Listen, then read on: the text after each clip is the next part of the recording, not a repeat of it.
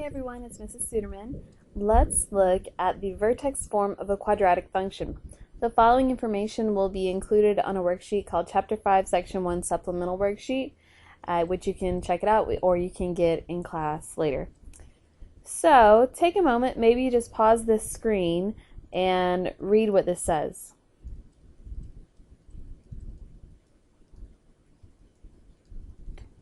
Okay, so you've read through it, and we are dealing with the quadratic parent function, which is f of x, which is x squared. And remember, we looked at those parent points and the graph of the parent function for the quadratic, and it looks like this, sort of. And then the vertex is sitting at the origin. So this is our parent function, f of x equals x squared. It opens upward. If we reflect it across the x-axis, going the other direction, then it would be opening downward.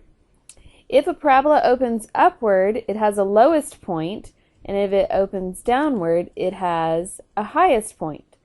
This lowest or highest point, notice even if we've reflected it over the x-axis, that's still the point that we're talking about is the vertex.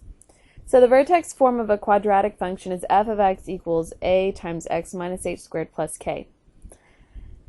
If you'll remember, we had been looking at it just as x squared, and whenever we provided the transformations, we were looking at it in vertex form, but we just weren't calling it that yet. So if f of x equals x squared, if we look at it as f of x equals a times x minus h squared plus k, let's talk about what changing the different values for a, h, and k would do to the graph of the parent function. So if we have a positive value of h, for example, if h were 3, then we would have something like f of x equals x, and it's set up as a minus, which is important to notice that. Minus our h value, which is 3. So if we're looking at that, and you remember whenever we did our transformations, we would say, where did that graph go? Well, here we would say that it went, since that's a minus 3, it went to the right 3. So positive value of h will move our graph to the right, whereas if we have a negative value of h, for example, if that value became negative 3, we'd have x minus our h value is a negative 3. So that would become x plus 3. So then whenever we saw it was, excuse me, plus 3, that means it moved to the left 3. So positive value of h will move it to the right, and negative value of h will move it to the left, but it will still kind of look the opposite once it's been simplified because it's set up as that x minus h. If k is positive, for example, maybe k is 3. So if we have x squared, ignoring h for now, but we have k is 3. Here, that k value is, it's still set up as plus in front of it, so we have plus if k is 3. Whenever we saw that, oops, let's make that a 3. Whenever we saw that, we knew that it had to do with the y values, and so we would say that would move it up 3. So here, that would move it up. Whereas if k is negative, so if we had x squared minus 3, that would tell us to move it down 3. If we have a equal to 1 and we change it to negative 1, so the thing all the way in the front, so if we had f of x equals, if we put that negative in the front, x something something squared, that would tell us that we needed to reflect it over the x-axis.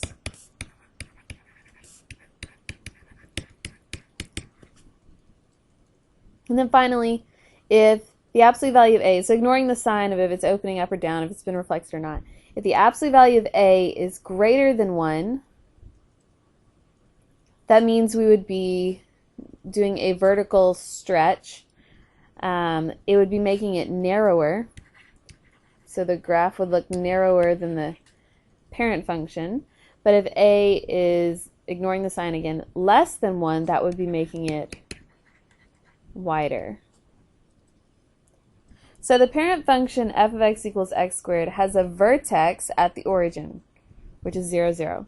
So when f of x equals x squared is changed to f of x equals a times x minus h squared plus k, the vertex is translated h horizontal units left and right, and k vertical up and down units from the origin. Therefore, the vertex of the parabola would be at the ordered pair hk, where a has no effect on the vertex since the order pair 0, 0 cannot be reflected over the x-axis. So just by looking at the vertex form of a quadratic, we can tell exactly where the origin is. I'm sorry, the vertex is. So let's look at a few examples together.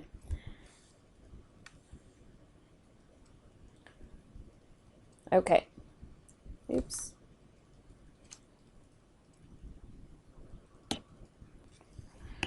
So here's this first one. We've got g of x equals negative x plus 3 squared plus 4.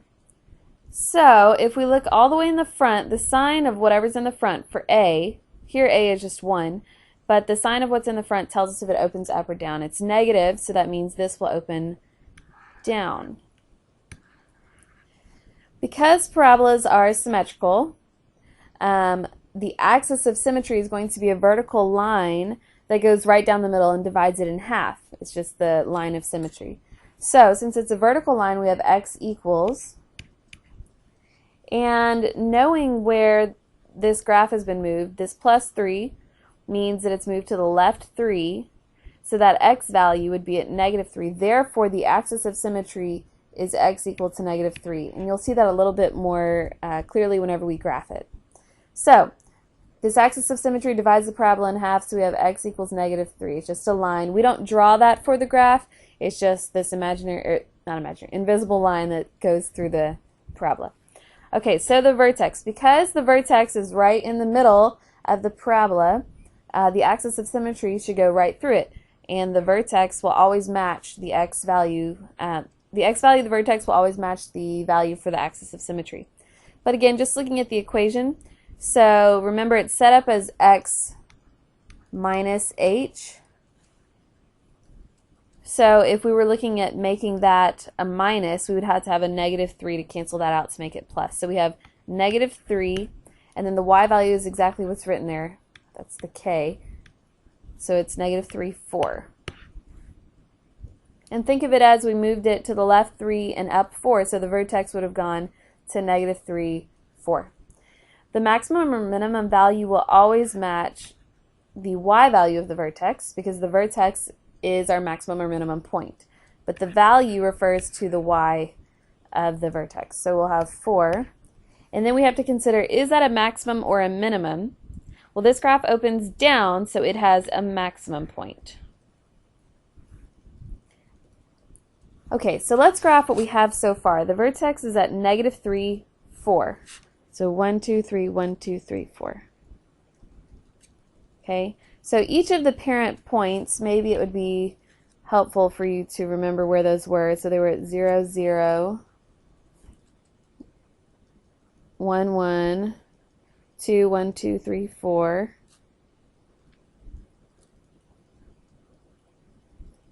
Okay, so the vertex went to the left 3, up 4. Okay, so now let's use some of these other points. So if I have this point, negative 1, 1.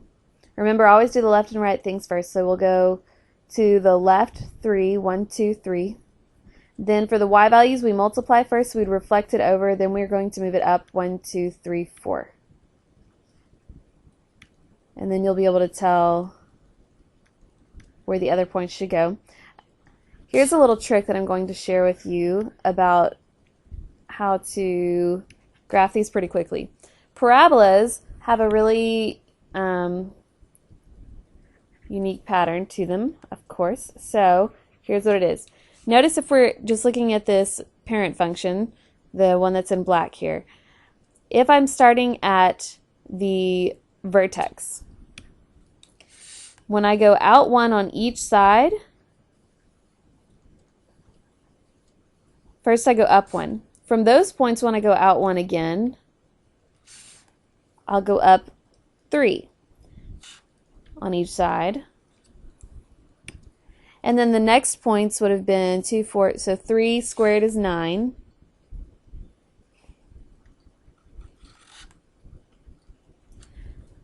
So after we've gone out 1, up 1, out 1, up 3, the next time we go out 1, we go up 5.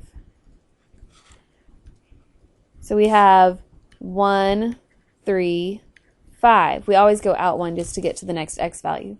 So this little 1, 3, 5 pattern, you can always work with that to get your graph. So whenever I know that the values are 1, 3, and 5, I look at my value for a, the sign that's sitting in the front. Here it's -1. So if I put a negative sign in the front and I distribute that as if this were just a normal equation, -1, -3, and -5. So once I know where the vertex is, it's at -3, 4, I can put that point on the graph. And then this -1, -3, -5 means when I go out 1, I'll go down 1. The next time I go out 1 from those points, I'll go down 3. The next time I go out 1, I would go down 5. So let's do the down 5. So we've gone out 1, down 1, out 1, down 3, out 1, down 1, 2, 3, 4, 5. Out 1, down 1, 2, 3, 4, 5.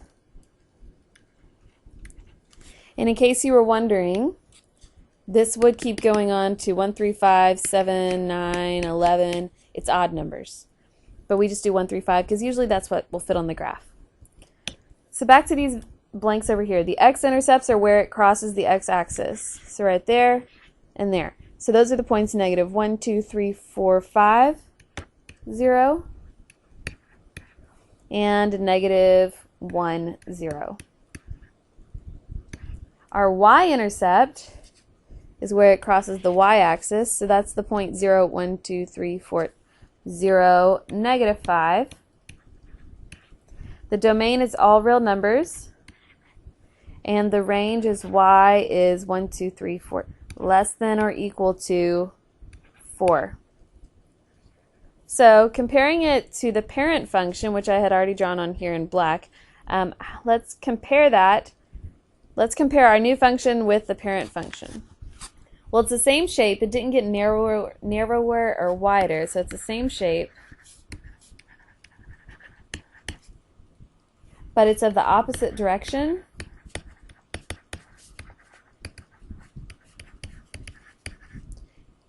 And the vertex has moved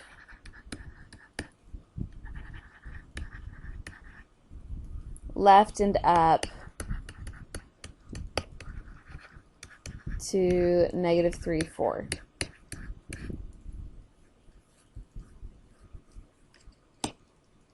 Okay, let's look at one more example really quickly together.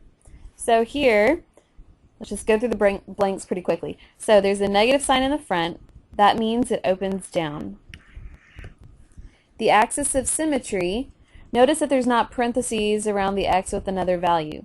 Therefore, it did not move left or right. So the x value stayed the same at 0 for the axis of symmetry. So the vertex is at, again, there's not an h value here, so that means it's 0. But that -1 at the end tells it's moved down 1.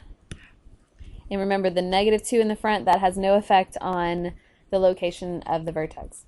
The maximum and minimum value, remember that matches the y value of the vertex, so it's a -1.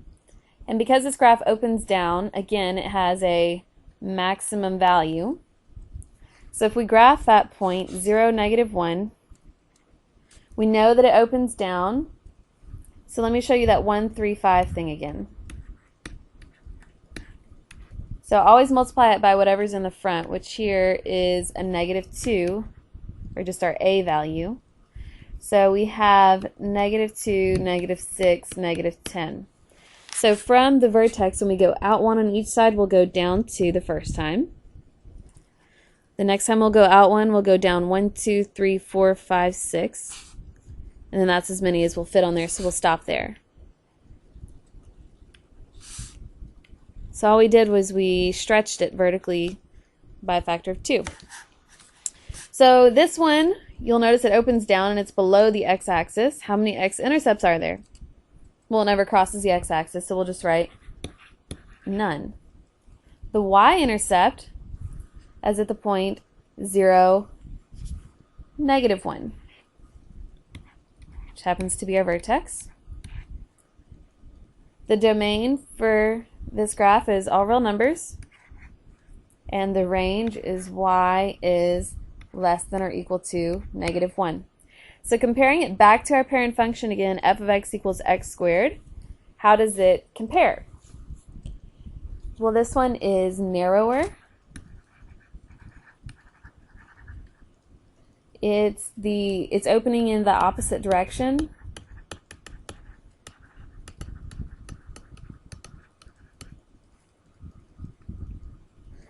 And finally, the vertex, cannot read that, vertex moved down to 0, negative 1.